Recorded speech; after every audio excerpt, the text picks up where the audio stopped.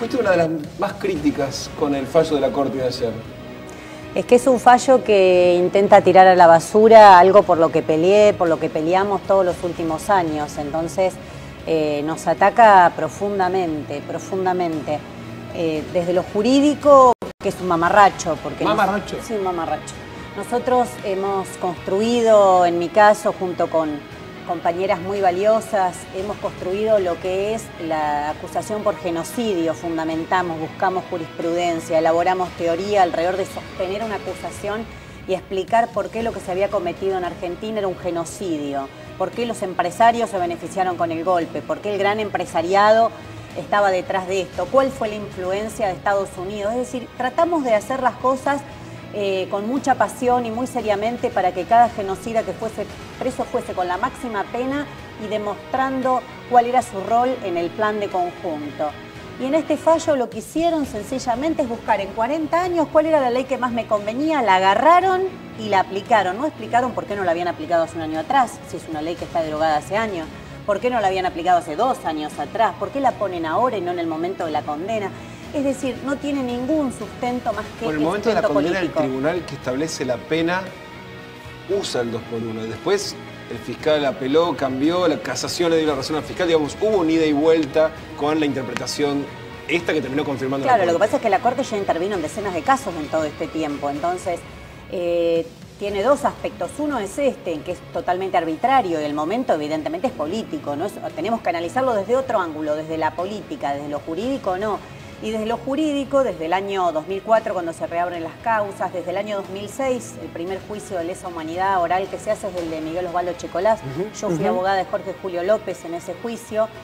Ya nosotros dijimos, y en esos mismos alegatos ya decíamos, de esta manera los juicios se van a dilatar eternamente. Claro. Ahora la Corte computa el 2 por 1 porque los juicios se dilatan eternamente, pero bueno, es como que ellos provocaron esto. Lorenzetti, por más que haya votado en contra, es la cúspide de ese poder judicial que hizo los juicios de esta manera. Y desde la política, ¿por qué crees que el gobierno no sale abiertamente a decir este facho es un mamarracho, pero tengo que respetarlo? Si te parece, escuchemos primero. Adelante. ¿Cómo fue la cronología? Primero escuchemos al secretario de Derechos Humanos, a Claudio Abruj, ayer haciendo la primera interpretación de una voz oficial sobre el fallo de la Corte. Yo acato lo que dijo la Corte Suprema de Justicia. Eso estamos claros porque nosotros supone hecho. ¿Cómo? Yo sostuve siempre que si lo dije en todo momento, que los derechos humanos son para todos y el Estado de Derecho y la normativa que tenemos y el proceso legal es para ser cumplidos por todos por igual. Claro. Y si los jueces consideraron, que eso no tenía la potestad, que el marco legal permitía esto, tengo que respetarlo. Pero no te estoy preguntando si lo respetás o no, sino vos como secretario de Derechos Humanos, digamos, está bien que conocen la materia, que tenés la capacidad para ocupar el rol que ocupás. No, pero justamente yo digo... ¿Vos estás de acuerdo? Digo, ¿vos compartís? Yo estoy de acuerdo, te estoy diciendo, yo estoy de acuerdo. Este fallo está sustentado, por eso yo dije anteriormente que no leí en profundidad los considerandos. Cuando me voy a tomar el tiempo, pedí la resolución. Les vuelvo a decir por qué esta es mi posición. Ayer decía entonces Abruj, yo estoy de acuerdo si es que el fallo responde a derecho, ¿no? Si esto es legal, yo estoy de acuerdo. Y decía una palabra clave, que los derechos humanos son iguales para todos, que es un poco la interpretación que hace la mayoría de la Corte diciendo, bueno, la ley se aplica por igual para todos. La discusión es si correspondía aplicar esa ley. ¿Qué dijo hoy el ministro de Justicia de la Nación? Esto decía. La verdad no me parece justo para ninguna persona que esté hoy condenada que se aplique esa ley. Esa es mi reflexión general y salgo también de este fallo en concreto y abarco, como tuvimos el caso de Graci y otros casos recientemente. Como digo, me parece una ley que realmente fue en su momento perversa porque termina beneficiando a las personas que cometieron las mayores ofensas y no en su momento a delincuentes primerizos o a personas que habían cometido delitos leves. Entonces, desde ese punto de vista, esta ley genera esta cuestión tan perversa, desde mi punto de vista. Por eso yo siempre he estado en contra de esta aplicación.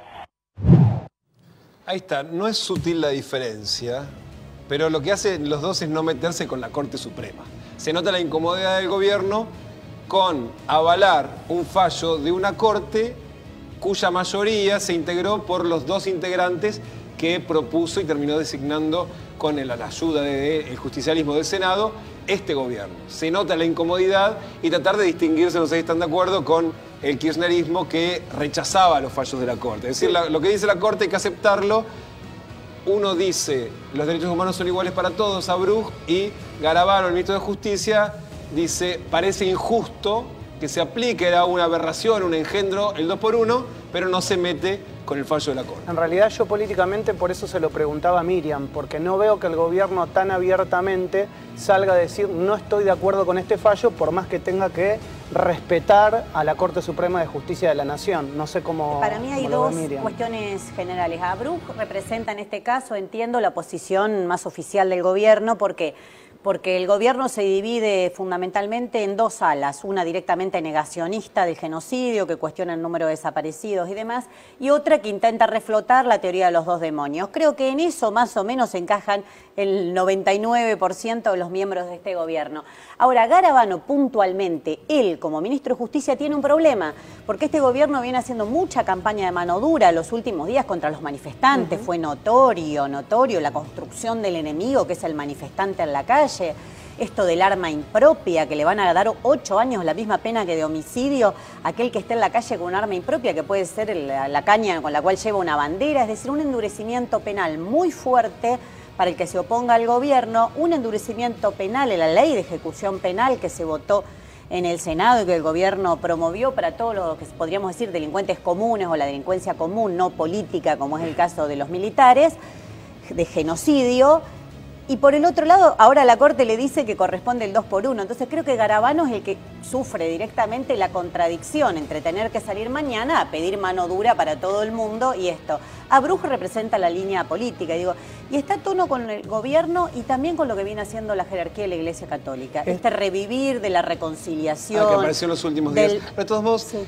¿Se puede interpretar distinto, decir no se aplica igual la ley para todos? O sea, la interpretación de Abrug, los derechos humanos son para todos, ¿sería distinto en el caso de un delito de lesa humanidad? Es que es inexplicable el fallo. Ellos mismos no pueden explicar. No me pidan a mí que explique cómo aplico el 2x1 de una ley que está derogada hace años, ¿por qué la refloto ahora? Ellos primero tendrían que haberse molestado en explicarnos a nosotros por qué la aplican seriamente y tal vez ahí podríamos haber discutido en términos jurídicos.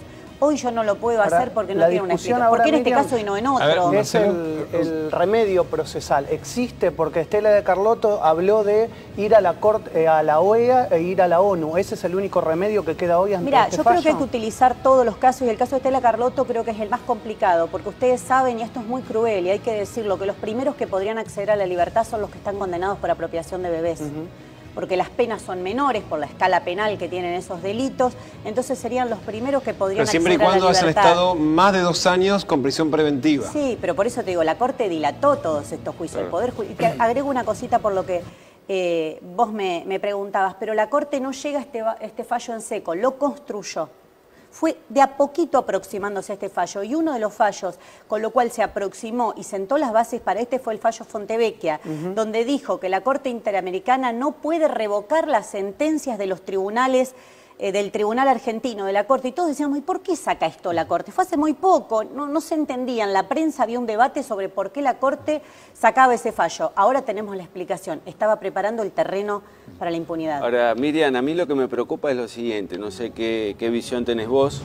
Este fallo, dejando en claro la igualdad ante la ley de todos, el imputado por delito de lesa humanidad, por genocidio, que es todo lo mismo, no deja abierta la puerta para que muchos genocidas que han sido condenados a prisión perpetua puedan acceder a la prisión domiciliaria si son mayores de 70 años, puedan acceder a ese derecho o beneficio en casos de enfermedad. ¿Eso no es lo riesgoso también que tiene este fallo? Pues es la evaluación que yo hago y que me preocupa. Porque realmente ya tiene otro fallo anterior que también lo sacó después del fallo Fontevecchia, en el medio sacó otro donde analiza esto, donde dice que prácticamente a todos les concedería la detención domiciliaria, ¿no?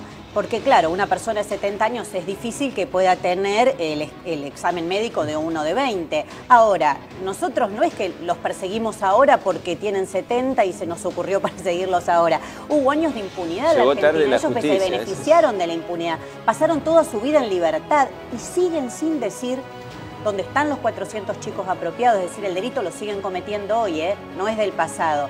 El delito lo siguen cometiendo hoy. No dicen dónde están los desaparecidos y no nos dicen dónde está Julio López, que desapareció hace 10 años a manos de estas mismas patotas. Entonces, verlo como algo del pasado, el otro día un diario decía ex-represor Echecolás. No, Echecolás no es un ex-represor. Hoy le está privando su identidad Clara Naimariani. Están reclamando esta suerte de, bueno, la ley es igual para todo. El mismo sentido de la Corte, la mayoría de la Corte. No somos todos iguales ante la ley, porque los delitos que cometieron Echecolás y compañía, todos los que nombramos antes, todos los genocidas lo cometieron desde el aparato de Estado. Haberlos cometido del aparato de Estado le da esta categoría particular que no se inventó en Argentina, que es de lesa humanidad.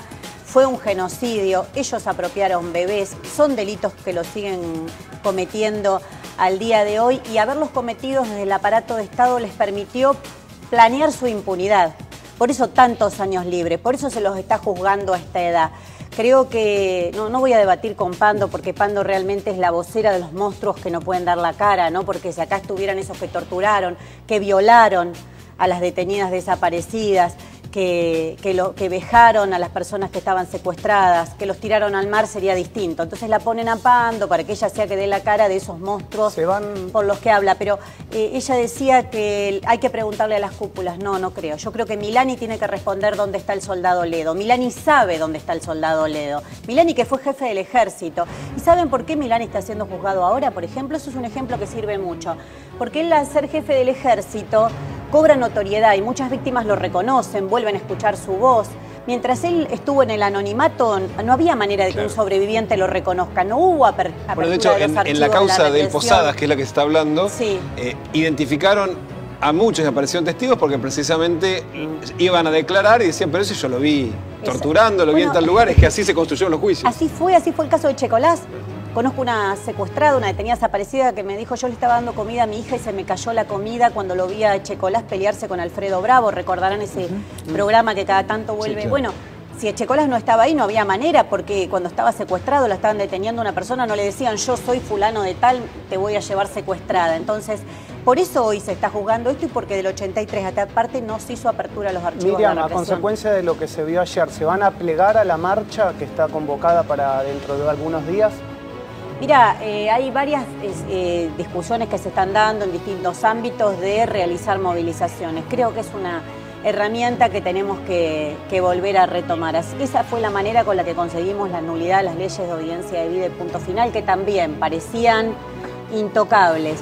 Y creo que tenemos que volver a ese camino porque, como les decía antes, la Corte preparó este fallo dictando otros fallos jurídicos, el que decía el doctor y demás, que iban en el sentido de complementar a este. Ellos armaron muy bien el entramado jurídico. Nosotros tenemos que volver a recuperar nuestra herramienta, que es en las calles, la movilización, y volver a pelear porque sabemos que los jueces se van acomodando, lo vemos en la justicia federal todos los días, según cuál es el gobierno que está de turno. Los mismos que fueron menemistas, después fueron kirchneristas y la Corte actual. La Corte está, bueno, el caso de Elena Hayton de Nolasco creo que acaba de asegurar su sillón que estaba siendo cuestionado, la designó durante el gobierno de Néstor Kirchner, o Rosati, que fue ministro del gobierno también kirchnerista y ahora vota esto supuestamente en contra de lo que pensaba antes. Entonces creo que nosotros tenemos que discutir eso y del Frente de Izquierda proponemos la elección de los jueces y el juicio por jurados, porque todo esto que están diciendo ahora, yo veo lo que ustedes escriben ahí, el 75% no tiene condena firme. Nosotros denunciamos eso. Claro. Nosotros queremos que estén con condena firme. Porque si no, puede llegar a ocurrir esto, que tengan el beneficio del 2x1 precisamente porque están con prisión preventiva en la cárcel y el tiempo pasa. O porque le da lugar a todas las maniobras que pueden ir haciendo. Entonces, no nos pueden cargar a nosotros con las responsabilidades del aparato judicial y digo, de los gobiernos del 83 hasta parte, que más allá del discurso que hayan tenido, ninguno hizo apertura de los archivos de la represión.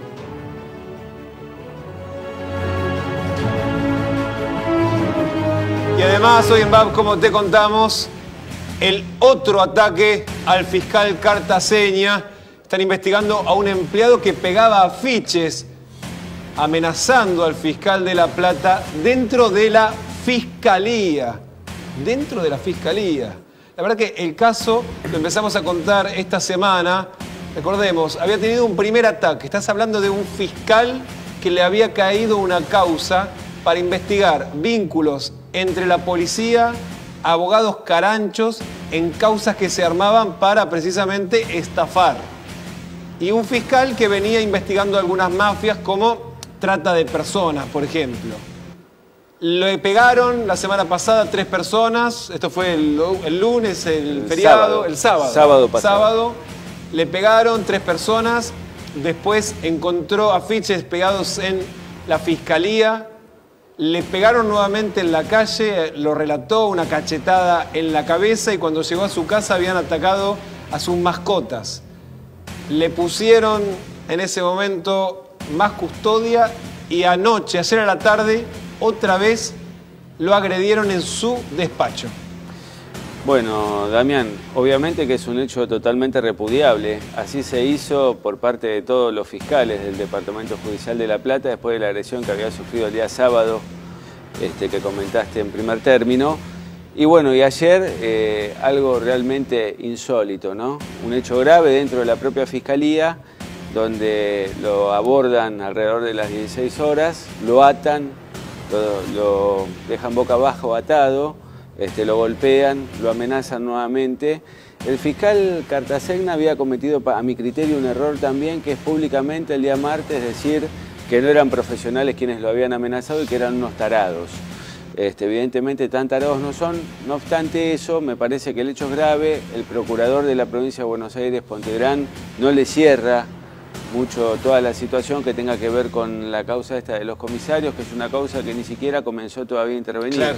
Fiscal, hay otros hechos que tienen que ver con trata de personas, con pedofilia, que van a ser obviamente investigados por la fiscal Medina. Claro, se estaba tocando demasiados intereses juntos. Si les parece, escuchemos el relato que hoy hacía el propio fiscal Cartasegna sobre el nuevo ataque que padeció. Tengo todo muy confuso, ¿sí? Todavía no logré, por eso no hablo con nadie ni digo nada, porque no quiero decir algo que después lo digo al revés y después lo digo, puedo meter la pata 200 veces porque no me acuerdo, no entiendo muy bien qué es lo que me pasó. Después cuando se dé a conocer las cosas, si son como yo las recuerdo y la fiscal las reconstruye, ustedes se van a dar cuenta que está muy bien planeado lo que se ha hecho. Bueno, ahí está la contradicción, ¿no? Lo que decía antes Marcelo. Le parecía que no eran profesionales, como habían dicho claro, inicialmente, que eran unos tarados. Bueno, ahora me pareció que era algo muy planificado. Hay algunas cosas que vamos a analizar ahora sobre la custodia, de hecho, que tenía y que se terminó retirando. Aparentemente le pidió a la custodia que se vaya, que le haga algún mandado personal. Una persona que había sido amenazada, un fiscal que lo habían agredido y la custodia se retira inexplicablemente. Ahí alguien va a tener que dar algún tipo de explicación, pero lo cierto es que cómo aparece también es sorprendente. Claro, una colaboradora notó que le sonaba el teléfono y él no atendía, cosa que le sorprendió. Cuando lo va a buscar al fiscal, estaba semi-inconsciente, con las manos atadas, con cinta de embalar y los pies con hilo que se usan en las carpetas judiciales. Además tenía un cable de computadora que le rodeaba el cuello. Así que imaginemos que tan tarados no eran. Ingresaron a la fiscalía, lo encuentran de esta manera y la verdad que es un dato preocupante la situación en la que hoy tenemos que comentar del fiscal. Y con azúcar, bueno, dejaron la escritura Nisman, ¿no? Que claro, Nisman bueno, que recuerda el mismo, ¿no? Vas fiscal, a ser el próximo Nisman. Obviamente que se investigue y todavía no se ha podido dilucidar realmente si ha sido un homicidio, que es lo más probable, y que se ha empantanado tanto esa causa, no la de Nisman. No sé si coincidís, Miriam, pero uno tiene la sensación que cuando uno se mete con ciertas mafias es difícil avanzar. Sí, no sé si la llamaría mafias, la llamaría instituciones, porque son instituciones. el doctor daba dos alternativas, una que pueda venir de la causa de los comisarios, propiamente de la policía, u otra que tenga que ver con trata de personas. Me animo a afirmarlo acá y creo que no me voy a equivocar, que cuando investiguen la trata de personas va a estar la policía o alguna otra fuerza atrás. No hay manera de entrar y sacar personas del país, de moverla a través de todas las fronteras provinciales, si no te haya una relación con una policía, con la prefectura, con la gendarmería. Entonces me parece que ahí hay que apuntar. Y se relaciona con lo que hablábamos antes, porque en los últimos días vemos nuevamente un discurso neopunitivista, ¿no? Hay que endurecer las leyes. Y esto es lo que se viene haciendo, esto de Bloomberg, al menos a esta parte, se viene haciendo. ¿Y por qué cada vez más hay más trata de personas, más robo de automotores? El robo de autos termina en los desarmaderos. No es que el robo de auto, el auto se fuma.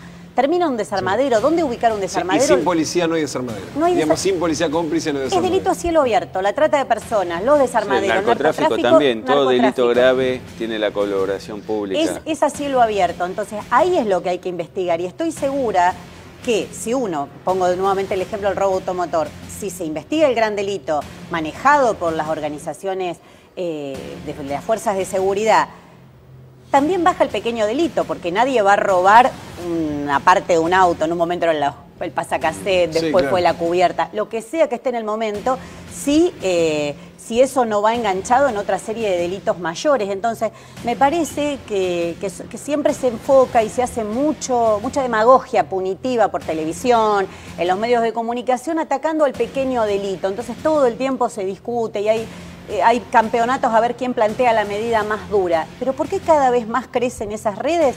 Porque están sostenidas del propio aparato del Estado. Yo recuerdo que vos fuiste una de las denunciantes del Proyecto X, sí, que obviamente también sufriste infinidad sí, de amenazas en relación a ese proyecto que vos denunciabas. ¿Cómo se hace para vivir constantemente amenazado y que ahora vemos que también esa amenaza puede pasar a la realidad?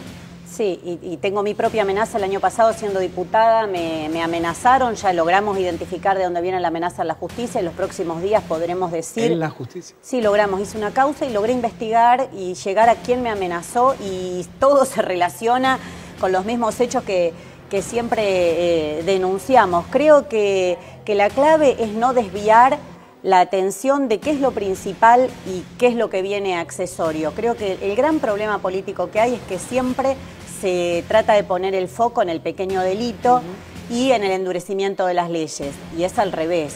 Acá lo que se está hablando, mira, en Córdoba se hizo una causa para investigar al narcotráfico y quien terminó preso, el jefe de la policía. En Santa Fe, lo mismo. Entonces no son hechos aislados, por eso me cuesta decirle mafias a veces, porque la mafia da la idea... Puede ser sinónimo, una institución... Son sinónimos, son sinónimos, sí. Pero, de hecho, el origen de esa investigación es lo que... Lo hablábamos estos días, lo que se conoce como la causa de los sobres.